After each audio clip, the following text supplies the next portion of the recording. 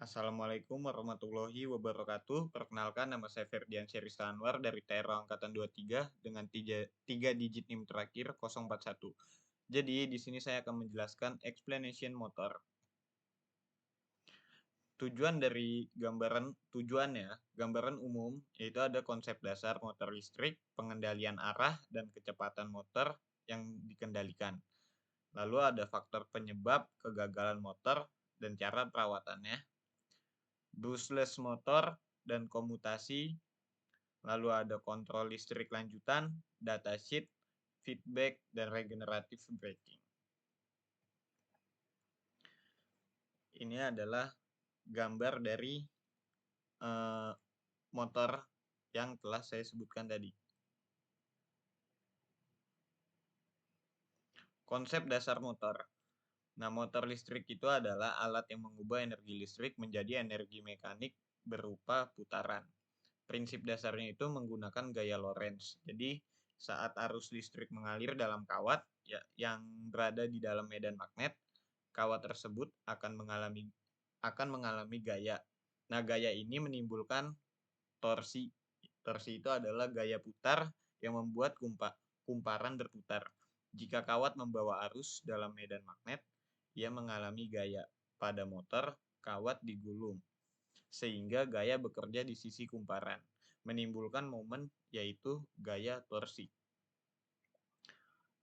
Nah, ini adalah konsep dasar motor brush. Strukturnya itu ada stator. Nah, stator itu gunanya ada di bagian diam pada motor yang menyediakan medan magnet, biasanya dari magnet permanen dan elektromagnet. Lalu ada rotor atau armature.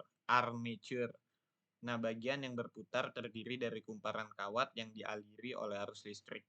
Nah, ketika ada arus listrik, kumparan ini bertindak sebagai elektromagnet. Lalu ada brush. Nah, ini biasanya terbuat dari karbon atau metal yang jadi media penghantar arus listrik dari sumber listrik ke rotor melalui komutator. Lalu ada komutator. Nah, komutator ini adalah cincin logam yang terhubung ke rotor dan brush. Nah, fungsi utamanya untuk membalik arah arus dari setiap setengah putaran agar torsi tetap satu arah. Nah, motor brush. Cara kerja dari motor brush. Arus listrik itu masuk ke dalam kumparan motor melalui sikat brush yang bersentuhan dengan komutator. Nah, arus listrik juga mengalir di dalam kumparan yang menciptakan medan magnet elektromagnetik. Medan magnet dari rotor akan berinteraksi dengan medan magnet dari stator. Interaksi dua medan magnet ini menciptakan gaya Lorentz yang mendorong rotor untuk berputar. Nah, saat rotor berputar, komutator berputar bersama rotor sehingga arah arus dalam kumparan juga berganti-ganti secara otomatis untuk menjaga arah putaran motor agar tetap konsisten. Nah, kelebihan dari motor brush ini itu biayanya itu lebih terjangkau. Desainnya juga sederhana, perbaikannya murah, lalu untuk dikontrolnya pun juga sangat mudah. Nah, tapi kekurangannya itu ada gesekan antara brush dan komutator yang bikin si besi ini suka gampang aus. Nah, lalu panas yang berlebih karena gesekan dan resistansi, efisiensinya juga rendah dibanding sama brushless motor. Nah, lalu ada juga keterbatasan kecepatan akibat kontak mekanik brush. Nah, ini contoh aplikasinya dari motor brush, yaitu ada Tamiya, dinamo, ada dinamo Tamiya, lalu ada mixer, habis itu ada kipas angin juga. Lalu kita masuk ke pengendalian arah dan kecepatan. Prinsipnya itu membulak-balik polaritas untuk mengubah arah putaran. H-bridge adalah rangkaian elektronik yang memungkinkan arus listrik mengalir bolak-balik melalui motor. Dengan mengendalikan arah aliran arus, kita bisa menentukan apakah rotor berputar maju atau mundur.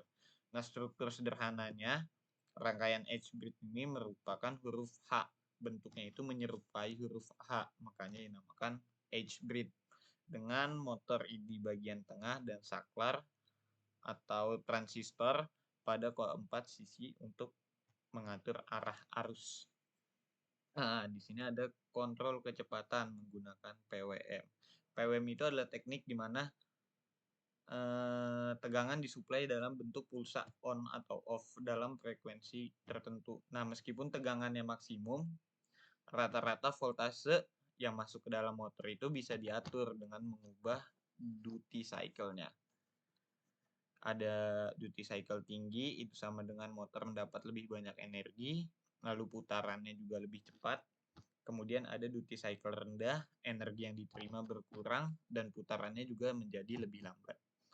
Nah, teknik ini sangat efisien karena tidak membuang daya lewat resistensi, melainkan secara digital untuk mengatur waktu pulsanya.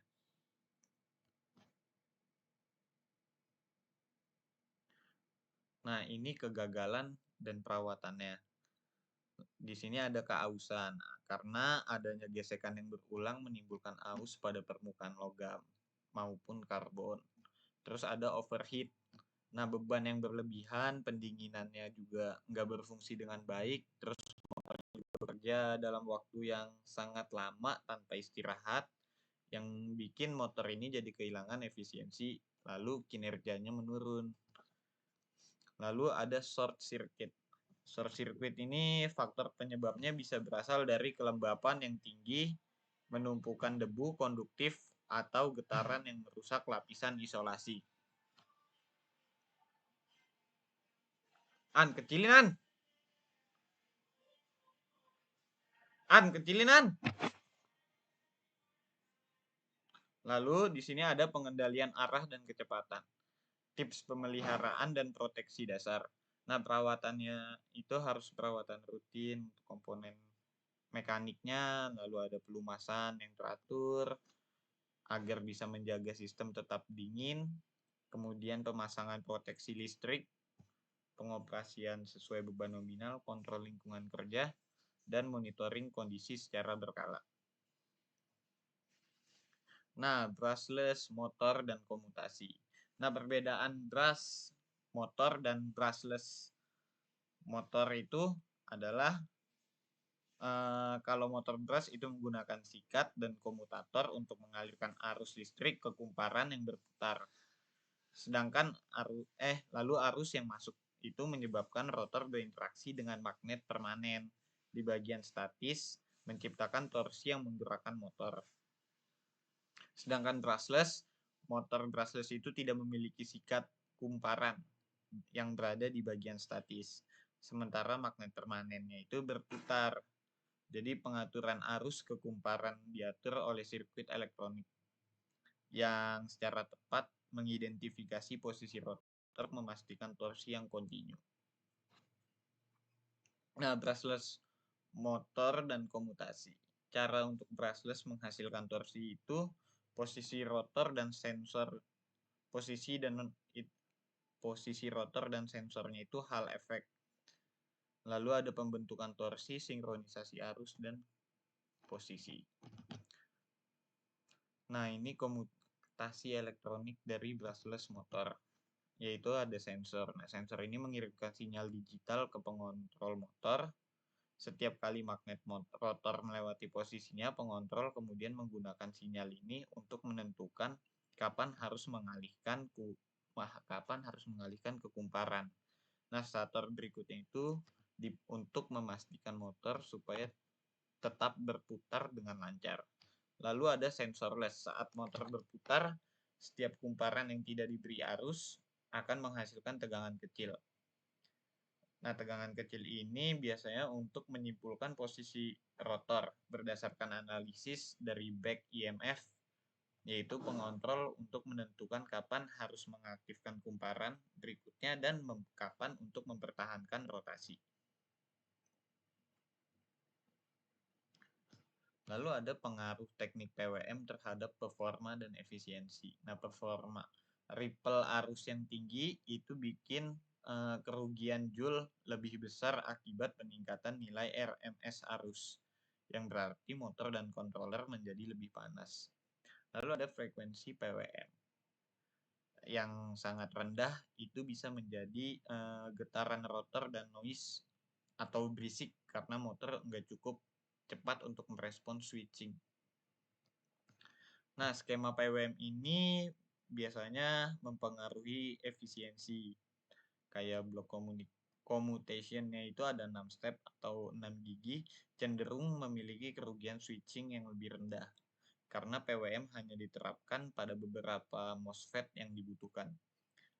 Saat bebannya penuh, switching mungkin tidak digunakan sama sekali, mengurangi overhead switching, namun dengan PWM, arus flyback terjadi setiap kali PWM off, meningkatkan kerugian yang konduksi. Lalu di sini ada kontrol listrik lanjutan, transformasi Clark dari 3 fasa ke 2 dimensi. Nah, transformasi ini tuh biasanya mengubah representasi arus 3 fasa A, B, dan C menjadi sistem koordinat 2 dimensi yang disebut kerangka alfa, beta, A, dan B. Sumbu A sejajar dengan fasa A, lalu sumbu B itu biasanya tegak lurus terhadap terhadap fasa A. Nah, biasanya itu bisa divisualisasi lewat medan magnet yang dihasilkan oleh tiga fasa. Kemudian ada transformasi part. Nah, transformasi ini biasanya tuh diambil sama vektor dari kerangka A dan B untuk memproyeksikan ke dalam kerangka koordinat yang berputar bersama rotor atau motor yang disebut kerangka DQ atau direct quadrature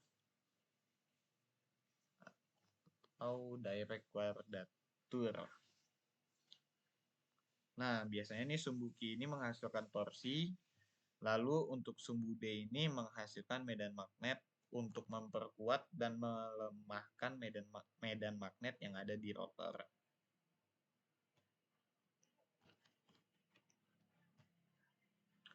Nah, kenapa arus sinusoidal optimal? Kenapa arus sinusoidal itu hampir selalu optimal?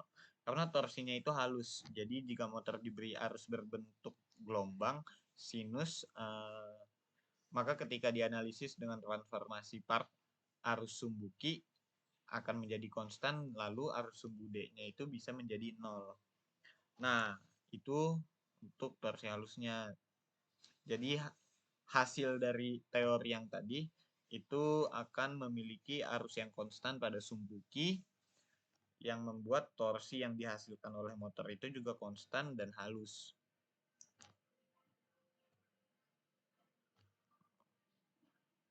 Lalu di sini kita bisa lihat konsep space vector modulation atau SVM untuk kontrol yang presisi. Space vector modulation ini atau SVM itu adalah metode dari modulasi yang paling canggih dan efisien untuk menghasilkan arus sinusoidal yang sempurna pada motor BLDC atau PMSM. Nah, SVM ini juga biasanya dipakai untuk mengatasi kelemahan dari metode sebelumnya, kayak komutasi sinusoidal yang tidak dapat memanfaatkan tegangan supply-nya. Terus juga di sini ada prinsip kerja. Prinsip kerjanya SVM ini untuk mempresentasikan tegangan 3 fasa sebagai sebuah faktor di ruang 2 dimensi. Nah, keunggulan utamanya itu ada efisiensi yang sangat tinggi, yaitu SVM juga memungkinkan inverter untuk menggunakan 15% lebih banyak tegangan dibandingkan metode yang lain, sehingga motor dapat beroperasi lebih efisien pada kecepatan dan torsi yang lebih tinggi. Nah, torsi rendah. Karena SVM menghasilkan arus yang sangat mendekati sinusoidal, torsi dapat diminimalisasikan lalu menghasilkan operasi mesin motor yang sangat halus. Nah, ini implementasi dari SVM dengan simulasi.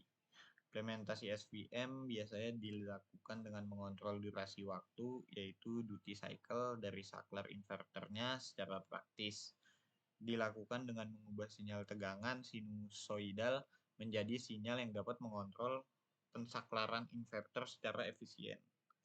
Nah, proses modulasinya itu yang pertama, transformasi tegangan. Sinyal tegangan sinusoidal dari controller itu nanti diubah. Nah, yang kedua, peningkatan tegangan. Sinyal ini tingkatkan secara proporsional untuk memaksimalkan penggunaan tegangan supply. Lalu yang ketiga ada penambahan offset. Gelombang segitiga ditambahkan ke sinyal sinusoidal yang sudah ditingkatkan. Penambahan ini tuh memastikan bahwa sinyal kontrol pensaklaran tetap berada dalam rentang 0 sampai 100% sehingga menghindari saturasi dan memungkinkan pemanfaatan tegangan supply secara optimal. Lalu ada datasheet, feedback, dan regenerative braking. Nah, cara membaca datasheet motor dan parameter kunci yaitu ada di sini. Parameter kunci yang pertama itu ada tegangan, kedua ada arus nominalnya, yang ketiga daya, keempat kecepatan, torsi, efisiensi, dan lain-lain. Sini cara membaca datasheet. Nah, ini untuk mengidentifikasi jenis motor DC, AC, stator BLDC, dan servo karena parameternya itu berbeda-beda. Terus bisa dicocokkan kebutuhan aplikasi tegangan, daya, torsi, dan kecepatan.